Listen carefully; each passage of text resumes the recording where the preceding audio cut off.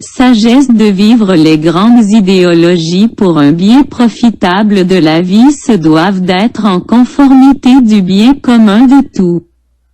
Idéologie en conformité de la correctitude de Dieu. Les grandes idéologies de mégalomanes et assoiffés de la convoitise de pouvoir sont comme les grandes avancées technologiques en avance sur son temps.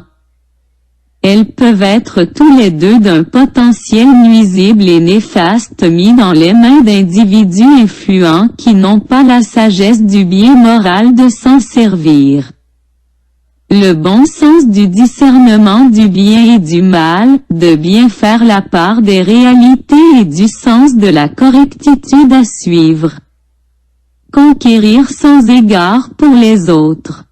Sans égard de son environnement pour un simple intérêt de confortabilité matérielle, pour un simple intérêt de perception historique patriotique inassouvie et avoir un pouvoir de contrôle.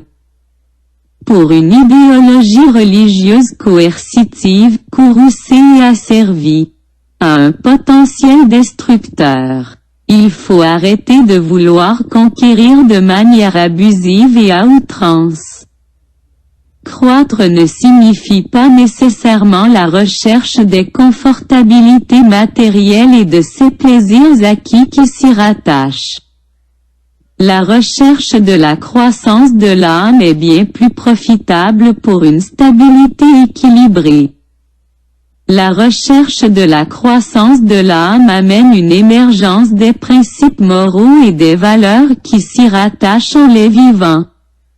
C'est la prochaine étape évolutive planétaire.